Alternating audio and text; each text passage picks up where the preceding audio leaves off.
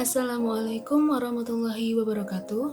Halo teman-teman semua, perkenalkan saya Intan Arifah dengan nomor induk mahasiswa 19.13268 dari kelas D mata kuliah metode penelitian kuantitatif dengan dosen pengampu Bapak Muhammad Hidayat, SPC MPC Psikolog.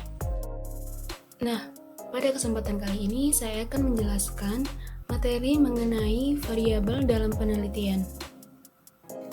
Kemudian pengertian daripada variabel penelitian yaitu merupakan sebuah konsep yang mempunyai variasi atau dalam pengertian lainnya itu variabel merupakan sebuah konsep yang mempunyai nilai.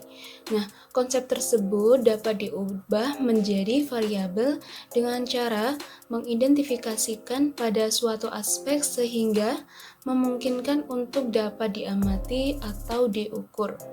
Misalnya berat badan. Kemudian mengenai identifikasi variabel. Dalam penelitian sosial dan psikologi, satu variabel tidak mungkin hanya berkaitan dengan satu variabel saja, namun juga saling berpengaruh dengan variabel lainnya.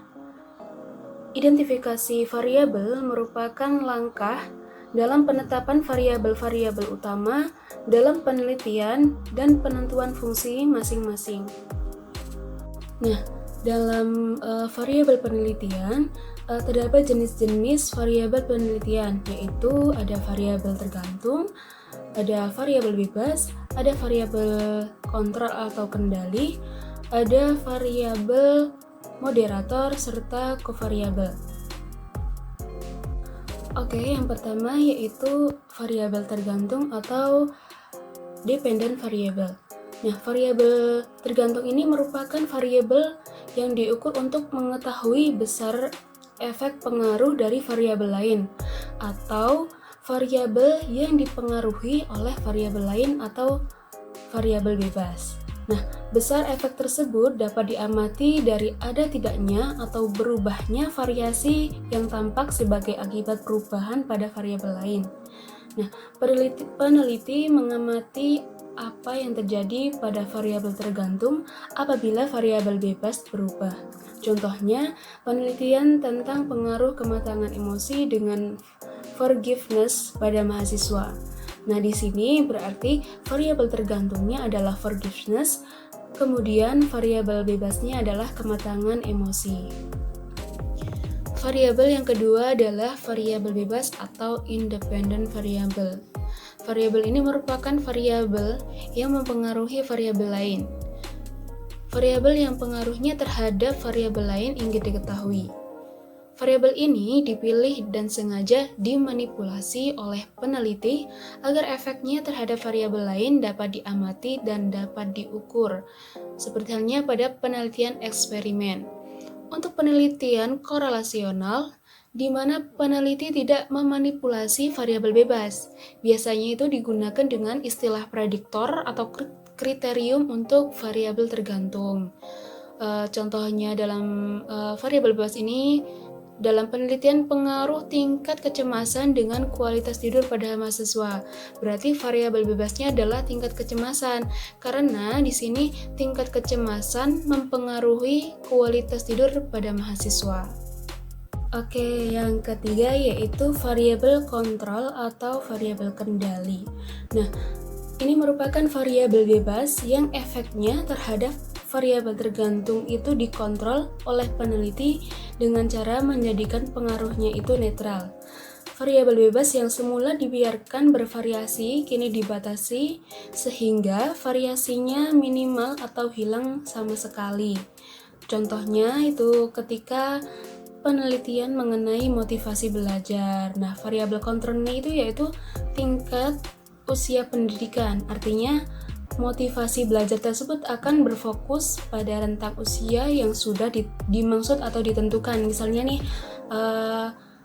mengenai motivasi belajar pada tingkat pendidikan perguruan tinggi yaitu mahasiswa dari angkatan 2020. Nah, berarti variabel kontrolnya itu perguruan tinggi yaitu tertuju pada mahasiswa dari angkatan 2020. Oke, sekarang yang keempat adalah variabel moderator.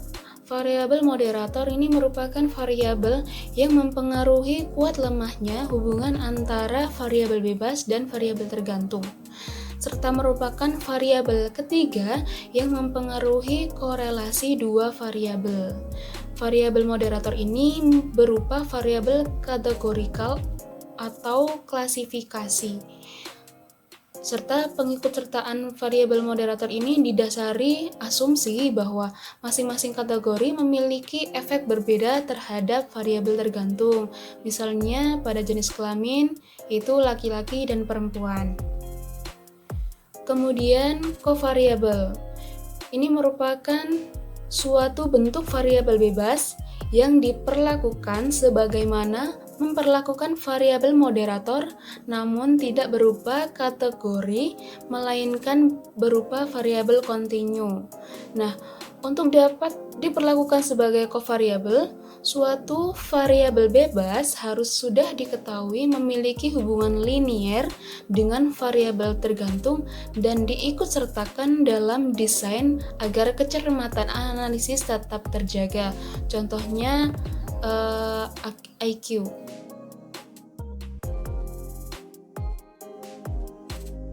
Variabel-variabel dalam eksperimen. Variabel adalah suatu aspek atau hal yang memuat nilai-nilai yang berbeda berdasarkan dimensi tertentu.